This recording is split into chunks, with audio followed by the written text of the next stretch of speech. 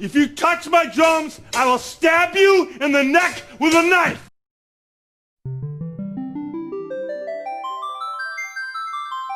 When gamers talk amongst each other about their favorite all-time RPGs, you'd be hard-pressed to hear a conversation that doesn't list at least one of the many Final Fantasies that have been released over the decades.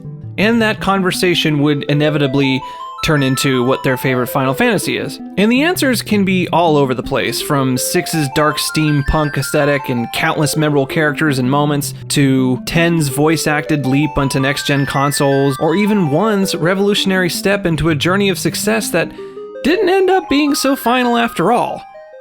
Sorry, terrible pun. We're gonna just move on from here. We will have those debates and conversations till the end of time. But there's one thing that's pretty universal amongst the Final Fantasy initiated. Final Fantasy VII was a different beast entirely. Even if it wasn't your favorite, you couldn't deny that it broke ground in demographics never before seen by an RPG. It demolished expectations to what was possible visually and emotionally. It broke records, and it broke our hearts. At the time, it was considered a masterpiece, and fans have long treasured it as an example of how to do a Final Fantasy game right. And because of that, ever since 1997, Square Enix has sought to recapture that magic with the subsequent entries and spin-offs that came after it, with some success here and there, but nothing as truly spectacular and avant-garde as the original game has really hit that high bar yet. So what do you do when new ideas aren't getting as much attention as the old ones? You reboot, or remake in this case, the old and present it as new. It's a practice we've seen countless times in the movies, but as of late, it's been creeping into the video game world with a surprising amount of critical success. Just look at Resident Evil 2, which in itself is a big risk to take considering the noteworthiness of the original amongst its die-hard fans. In other words, if you screw it up, I've ended you. The company's reputation will be shattered and sales for future games will decline as a result. Oh my god! Okay, it's happening! It's funny, us fans cry out on a near daily basis for remakes and remasters, something that ultimately doesn't have to be done because we can just play the games that already exist. But if a company goes ahead and does it, and it's not exactly what we pictured in our heads, we will tear your life apart.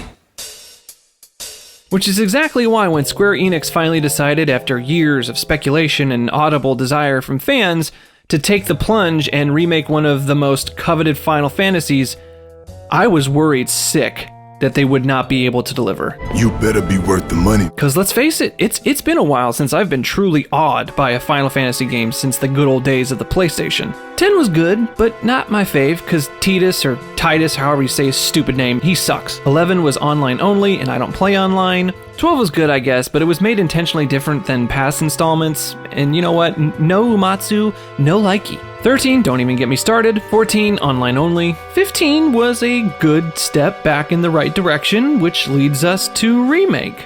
And it's fantastic.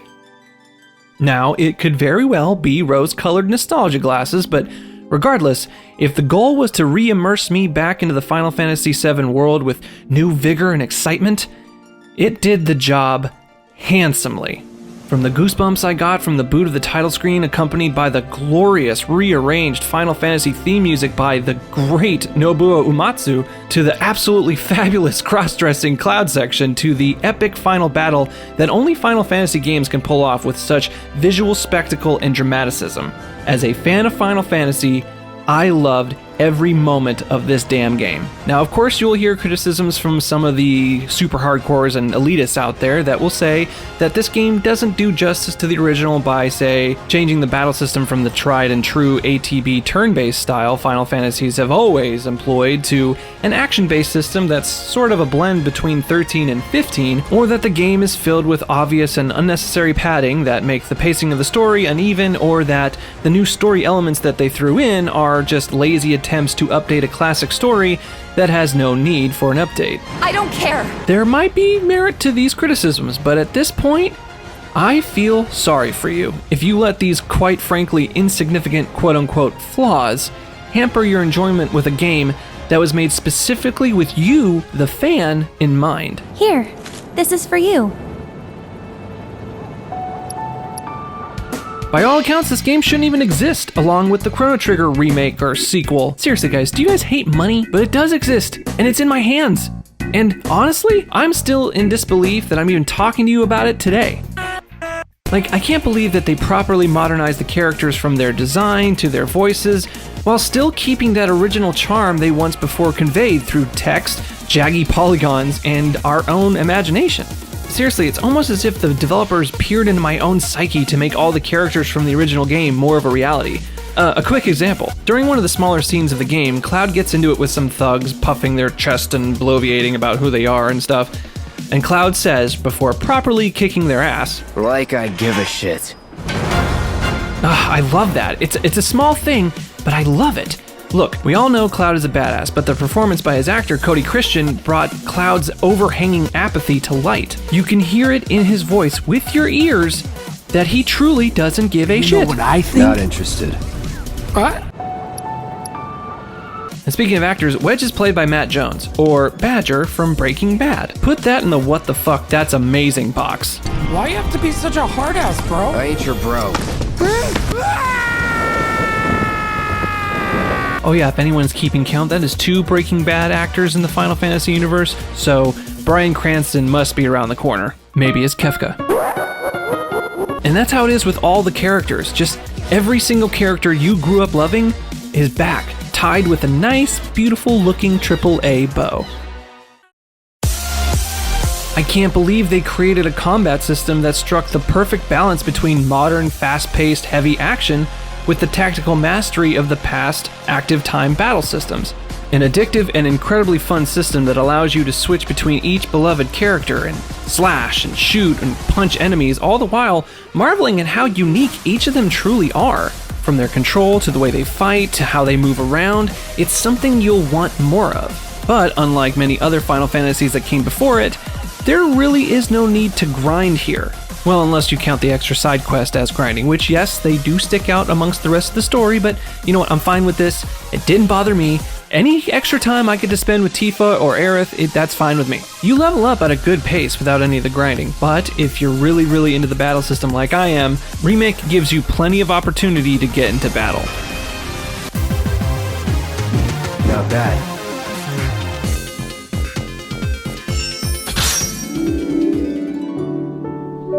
I can't believe that I'm listening to an absolutely stunning soundtrack that stays true to the stupendous audible beauty of Nobuo Uematsu's legendary compositions, but expertly reimagined as if it was the first time I ever heard them. The solemn moments of the original, as well as the more dramatic ones, or even, yes, the completely ridiculous scenes, are accompanied by a soundtrack that was obviously handled with care and aptitude. It's truly one of the best soundtracks I've ever had the pleasure of listening to.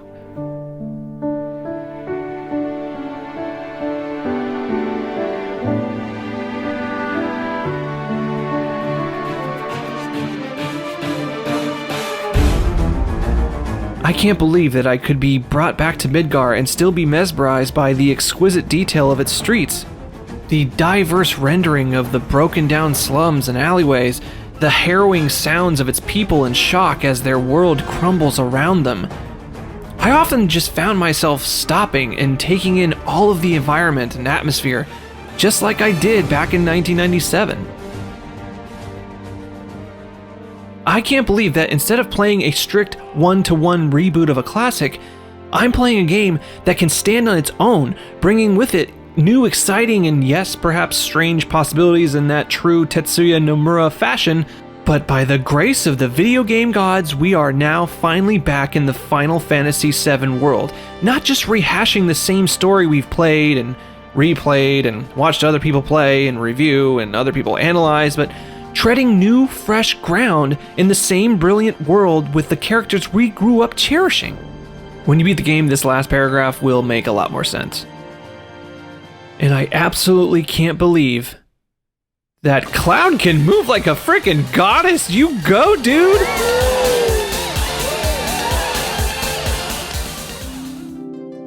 If you're a Final Fantasy VII fan, if you're a Final Fantasy fan, you need to do yourself a favor and go out and buy this game. Full price, not used, give Square Enix all of the money. Look, I understand that money is tight right now and things are really weird and you might not be in a place to buy games, but if you are, you need to put this at the top of the list. We need to show Square Enix that if you listen to the fans and truly listen and make a great game, we will reward you. Because I can't believe they remade Final Fantasy VII.